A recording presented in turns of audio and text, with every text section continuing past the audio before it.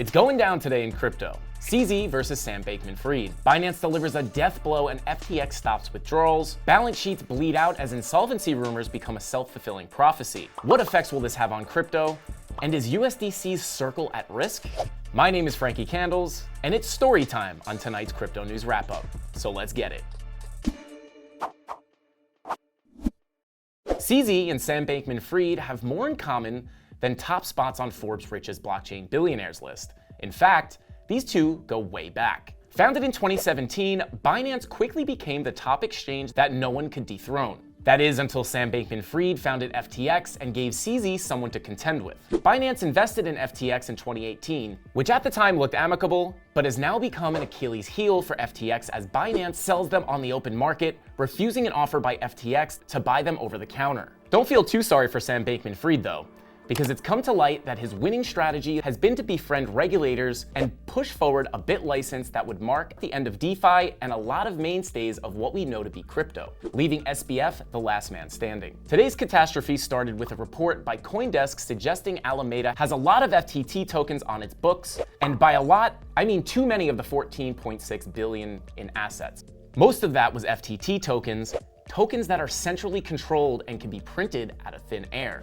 Binance responded yesterday by saying that it planned to exit its entire FTT position, a holding worth about $529 million. And crypto influencers encouraged everyone to get their funds off FTX's exchange. Again, we're reminded if it's not our keys, it's not our crypto. Click here for a great deal on a Ledger hard wallet. Yesterday, SBF responded in a tweet saying FTX assets are fine, that they don't invest client assets, and they are processing withdrawals and will continue to process them. This turns out not to be true, but for the time being, SBF was basically saying, hold steady, lads. The drama heated up overnight with Redditors reporting that FTX's ETH wallets 1 and 2 showed 0 Ether left. Wait though, another Redditor fact-checked the info and found that these weren't the main wallets.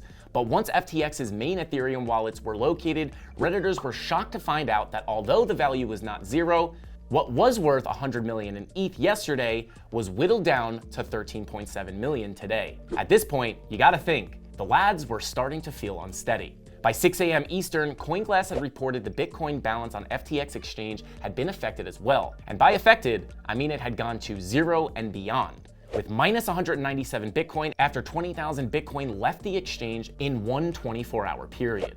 Reports on Reddit started popping up that ETH was no longer moving out of FTX.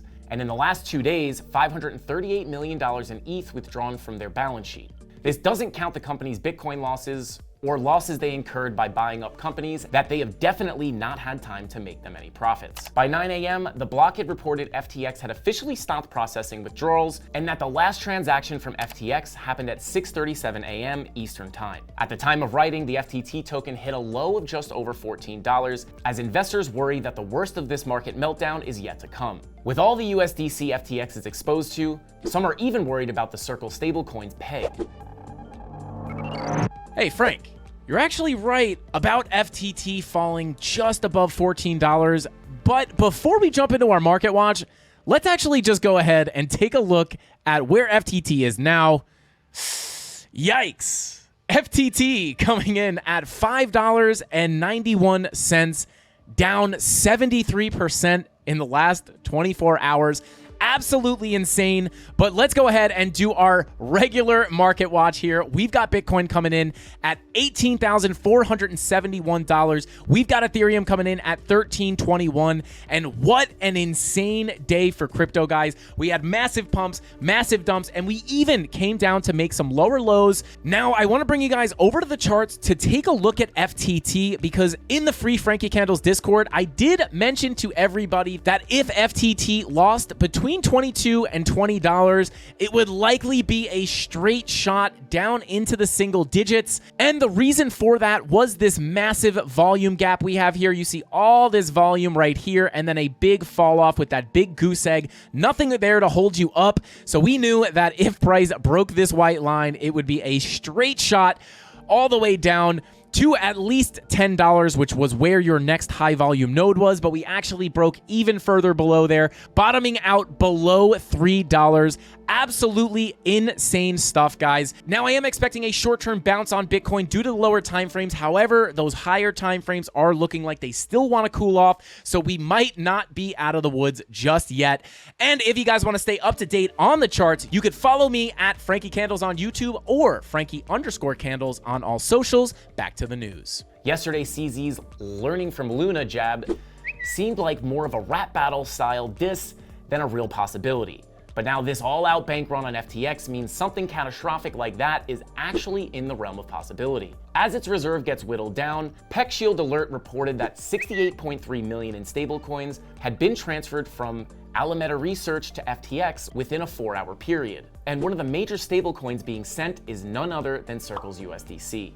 Jump Crypto and Nexo have made some of the biggest FTT withdrawals over the last 24 hours, with Jump withdrawing 40.4 million in USDC from the exchange. Now it's coming out that Binance signed a letter of intent to buy FTX. So secure your assets and get out the popcorn, because what this means for USDC, FTX, and Binance is still playing out. That's all I got. Frankie Candles out.